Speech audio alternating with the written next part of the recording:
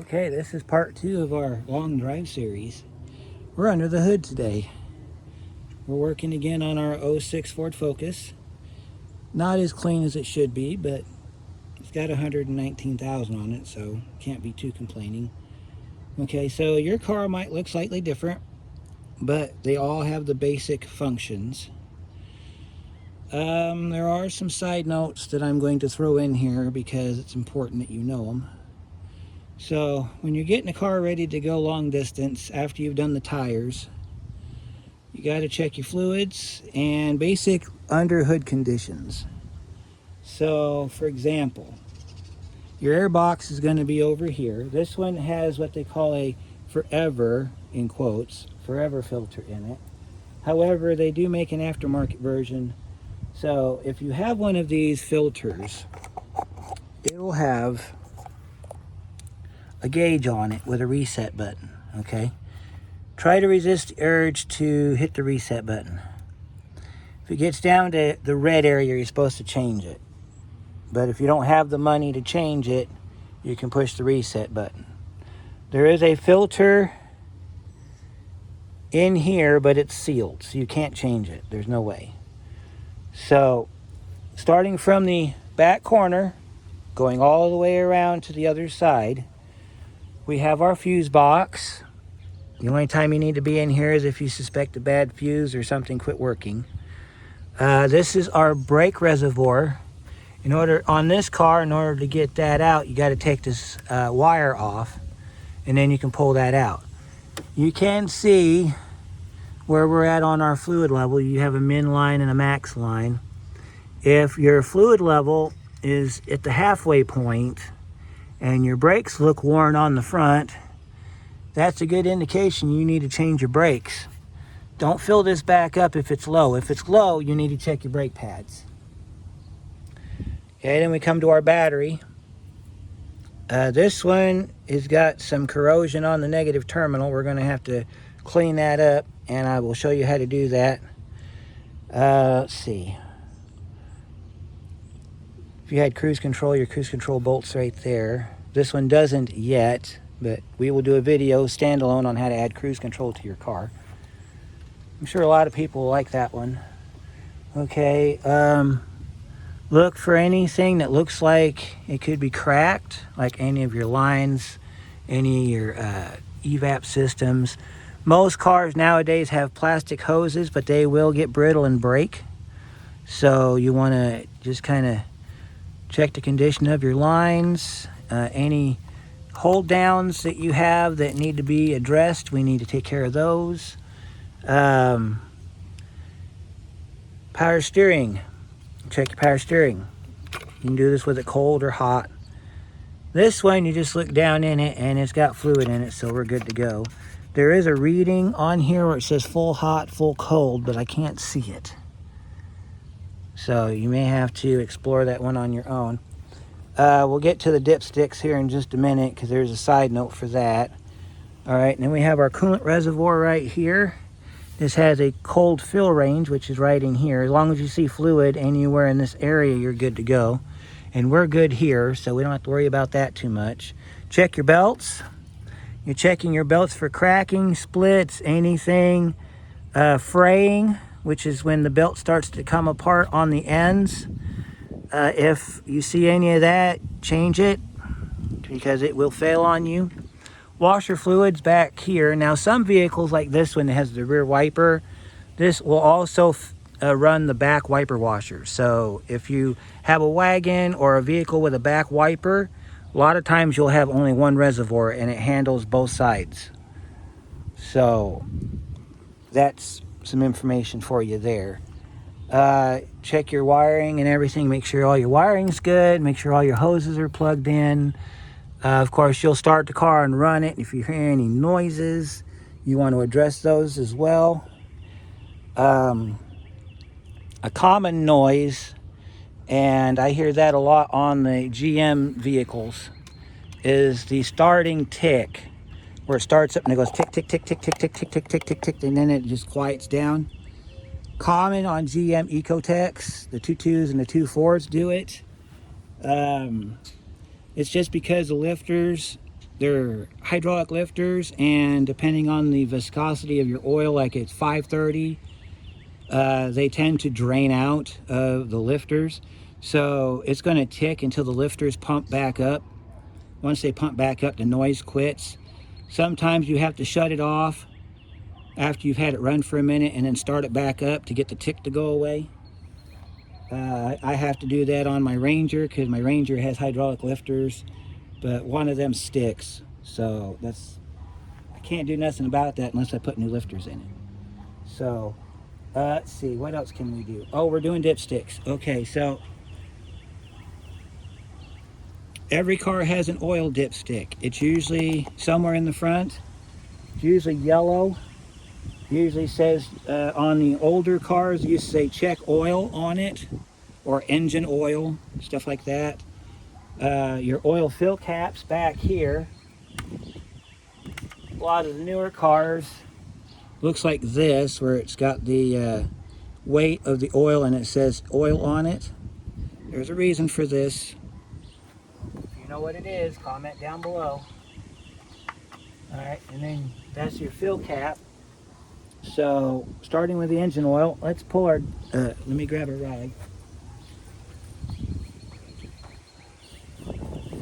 Go ahead and we'll pull this dipstick tube here. Put your rag on the top of it, run it all the way down. Okay, we're gonna look at this for a second. A lot of cars nowadays, they'll have some writing up here on the top where it'll say check engine warm or something like that, or min equals like 1 liter or something like that, so that you know that if you're down at the min, which is down at this end of the dipstick, you're going to be needing to add oil to it. But for the most part, they all look like this. You've got your min line, you got your little hatched area, you got your max. Anywhere between the two dots is considered normal. If it's below this dot here, you are a quart low. If it's off the dipstick, you are at least 2 quarts low. So you want to check that with the engine cold if you can. You can check it warm. I prefer to check it cold because all the oil is in the pan. That way you don't have to worry about a false reading. If you're at a gas station and you're doing this, you want to let it sit for at least about 2 to 3 minutes and then check it. So while you're pumping your gas, before you leave, check your oil. So we're going to pull the dipstick back out, and we are good because it is right there, just shy of the max line, which is where we want it to be. If it's over the max line, then there's a problem. You'll also notice a drivability issue with it as well. So the next section pertains to automatic transmission. If you have a manual, there's another way to check it depending on your vehicle. So on automatic transmission cars, from up till 2008, on everything but Chrysler products, you have a dipstick. Okay, mine's a little easier to get to. So this is what it looks like. You can't check it cold, it has to be warmed up. So if your oil, that's what your dipstick looks like if you have a Ford Focus. It gives you a min max reading, and it says you have to check it at 55 degrees Celsius, which is basically normal operating temperature.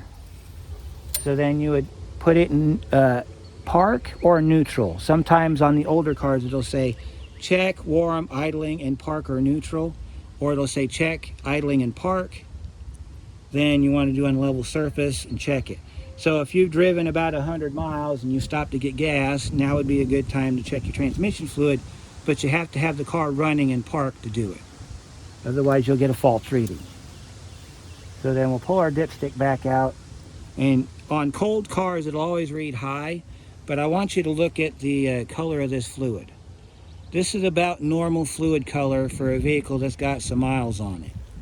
Now, it is recommended on most cars that at 100,000 miles you change the transmission fluid, and I would also go further to say you might want to have a transmission shop do that, because on some cars it's a fluid filter, some it's just a fluid.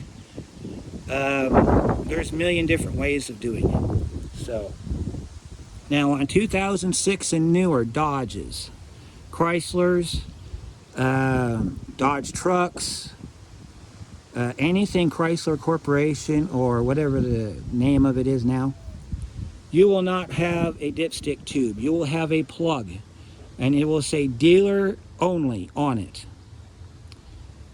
If that's the case, then you don't have to check it, because it requires a specific dipstick that comes with a bunch of instructions, and you have to know the temperature of the transmission fluid and all this other stuff to tell whether or not it's low. You have to know the transmission type, the fluid type, the temperature, and it's just a big mess. I've checked it on a Charger. They're just a big hassle, so don't mess with it. On GMs with the 3.6, 3.7, any sideways motor, we'll put it that way. So that's going to be your SUVs, your cars, anything from like I think 2004 up. You do have a check. It is down, way down in the bottom. If I had a car here that had one, I would show you exactly what I'm talking about. Down here in the very bottom, you have to dig for it. It says automatic transmission fluid on it. You can take that, pull the dipstick out and check it and see if it's within range, and then if it's not, that's also where you fill it. So you'd put your funnel down in the hole, you'd add like a half a quart at a time, check it, and then you'll be good to go. So there's that one. Let's see here. Let's go see if it's any different on the Grand Am. So I'm going to pause this for a moment, and we're going to meet up at the Grand Am. We're going to take a look at that real quick for the GM people. Okay, we are over at the Grand Am. Now on Grand Ams, you can't check the transmission fluid from up here. There's a plug in the bottom. You have to have the car running. It's a real dangerous procedure. As long as it's shifting fine, I wouldn't really care about it too much. I've never checked it on this car. This is about what you look like if you're a GM Ecotech owner, roughly. We got our brake fluid back here. Our brake fluid's low because our brakes need to be done. And that'll be a separate video about this car. Will be called Project Mom's Car when we do the brakes on it. Your washer fluid's over here on the side, over here. Your air filter, you can open this up with a Phillips screwdriver or a flat screwdriver. Check your filter. That's a pain in the neck to get to, so we won't check it, but we'll show you how to check air filter here in a moment. And then over here we have our oil, which we can check real quick. I've had this out and driving it, so we can check our oil. This is what your dipstick looks like in an Ecotech, just like that. Anywhere in this range, you're fine. So we're good on this car. This car just got an oil change, but it'll get another one before it goes to New York, because we're driving this to New York this year. So let's see, our Dexcool tank, we want to make sure it's got Dexcool in it. There is a full line right here. Full cold is right here on the top. This lid's a little hard to get off, but you'll want to open this up and check your coolant level on occasion. If it's low, add some Dexcool to it. With it cold, never check this hot. Always make sure it's cold when you check this. This looks like it needs to be flushed. We have coolant in here, but we have green coolant, which is universal. So before this goes anywhere, I will dump this and we will change this to Dexcool, because it's supposed to have that in it. Plus it says you're supposed to change it every 5 years or 150,000 miles. So it'll be definitely due for that. So, and then over here is your power steering. Right here is your power steering. Go ahead and take that off. Now this is an example of a good power steering. is you got a full hot and a full cold. See, right here, you have your cold reading, which is right in the middle, your hot reading, which is up here, and then your add line down here. So to check this, you put this down in. Don't have to lock it, just put it down in, pick it back up. And it's at the hot line, so that means we got too much coolant, or too much fluid in here.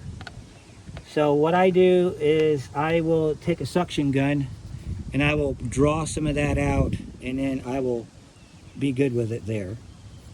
So that's what you look like under a GM. Now we can check the air filter on my '01 Ranger because it's real easy to get to. Also, it's a manual transmission. So let me meet you over there and we will go over that real quick. Okay, it looks like we've got the best of everything here. We have the other style of coolant system where you check it at the radiator. We've got our radiator recovery tanks. We've got our power steering reservoir down here. Our air filters right here. So on these vehicles, these have clips. So the clips are down here. So what you'll do is you bring it closer so you can see what we're up against here. I don't know if you can see the clips very well.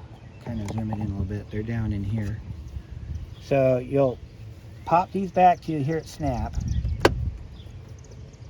This one won't snap because it's broke. And then you'll pick up and you'll push forward, because you got 3 tabs on the back that this is hooked to. You pick it up, you lift it up, and then you got your mass airflow here and all that other stuff. You'll check your filter. Okay, so what you're looking for on your filter, this is a fairly new filter because I just put this in.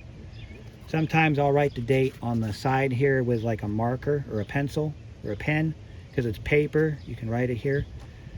You want to flip it open and you want to look in between the pleats. These are pleats right here. You want to look inside there, and if it looks really dark, dingy, dirty, if it looks anything like that, you want to change it. You can't tell anything from the back, so the back will always look the same. You have to look at it from the front. You can take your thumbs and just kind of peel it back like that. This one, like I said, is in good shape. So I put this in probably last year, so it's going to be fine. You also want to look around the edge of your rubber seal, because you'll have, if you have any tearing or ripping in here and you're getting a mass airflow code, like a P0102 for mass airflow insufficiency, it's because too much air is getting past the mass airflow sensor, because this is torn, and so you're going to have to change it if this gets ripped. So, and then you put the air filter in just like this, straight down. Don't put it in the other way. It will not fit. And then we'll set it down like that, and then we'll lock it in. We'll be good to go on that one. And then this is your coolant recovery tank. There is a cold fill line on the side, but you can't see it. And then this is your washer fluid. You want to make sure that's full. Coolant recovery tank. On this truck, I can see there's a rib on the inside. I just fill it up to that point because it's close enough to being full. And then I just leave it.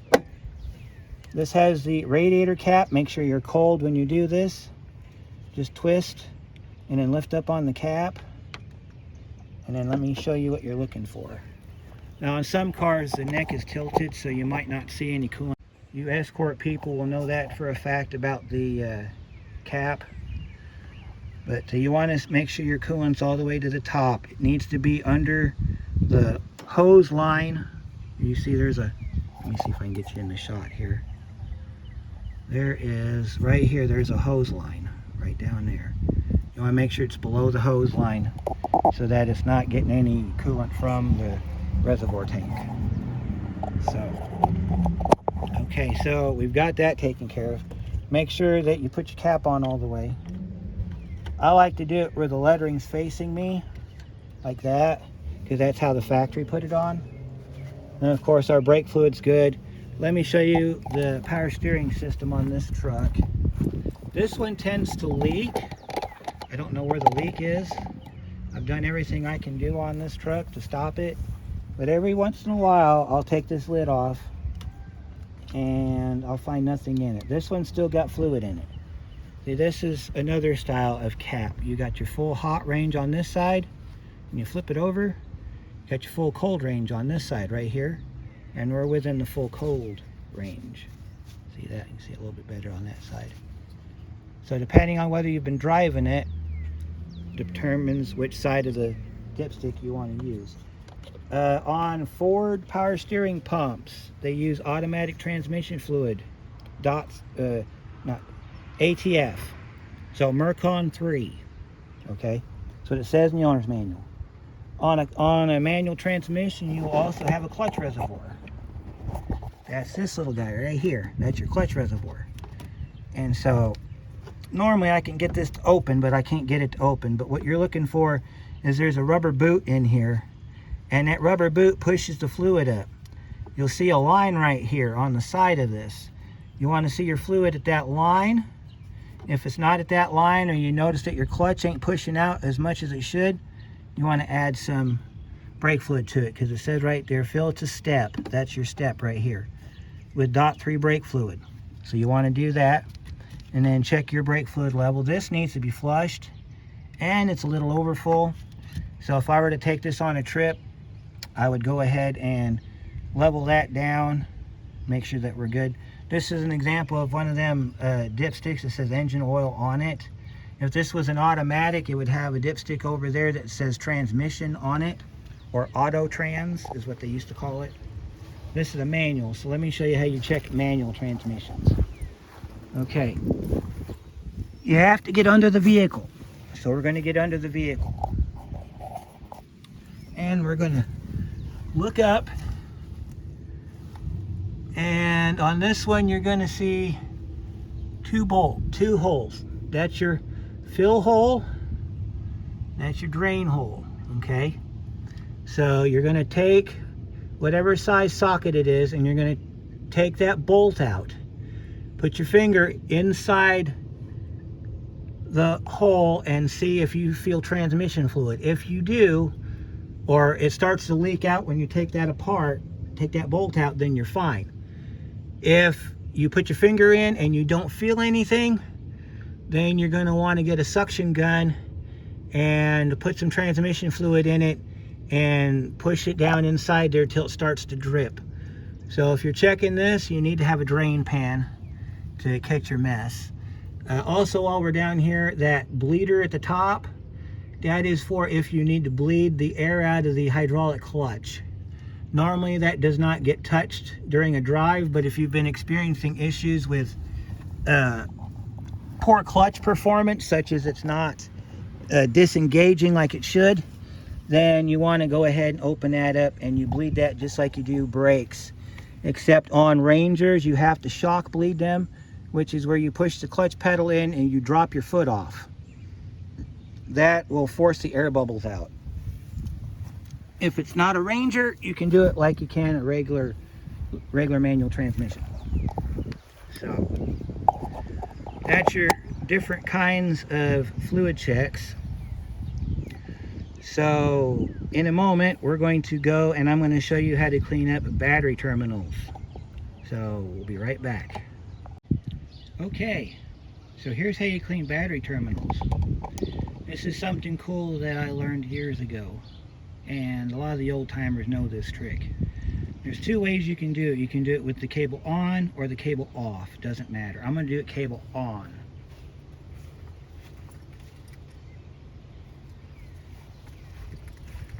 So in my hands I have 2 cups of water. Okay, you can see the 2 cups of water right here. All right, one of these has got baking soda in it, and the other one has nothing in it. So when I pour the one with baking soda on it, it's going to make that sizzle. You want to clean it until you see, well, I'll show you. So I don't know which one is which, and if you want to taste it, you can. It's just going to taste like baking soda. So let's see if the one in the right hand is the one we want. It just takes a little bit.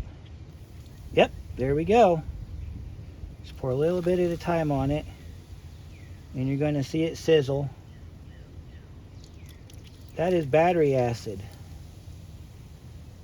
That is liquid battery acid. That is usually the byproduct of the charging system. I'm going to take a little bit of regular water and hose it off like this. You want to dilute it because battery acid is corrosive. It's extremely corrosive. And you want to put a little bit of this on there until you see no more sizzle. See that? And then you're going to pour this to clean the surface area up.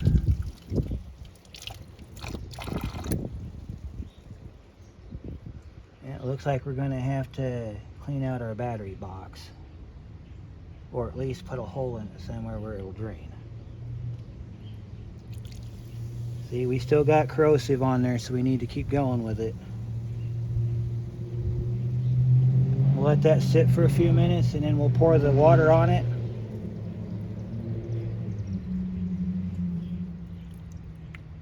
Now they make chemicals you can buy, and I've got some, I'll go get it here in a minute, where as soon as we get all of our corrosion off of our battery terminal,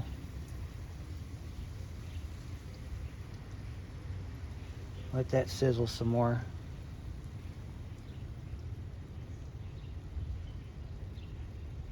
You want to make sure that you get all the battery acid off of it. Because what this does is you can see the bare copper coming through on the terminal. What battery acid does is it eats that copper away. So if it stays on there for too long, you'll get a big furry. That's what we call it, furry. And that furry will eat away at your battery cable. And then eventually you'll come out to start it one day and your car won't start because you got a bad ground. And it'll be easy to find because your battery terminal will be eaten away by the battery acid. Or your battery cable will be eaten away by the battery acid.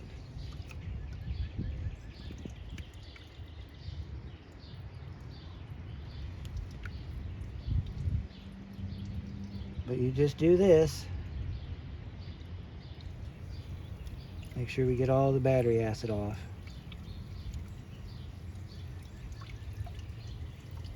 This is just baking soda and hot water. You can do it with cold water. I prefer hot water because hot water dissolves the baking soda easier and you don't end up with a big white powdery globby mess in the bottom of your cup.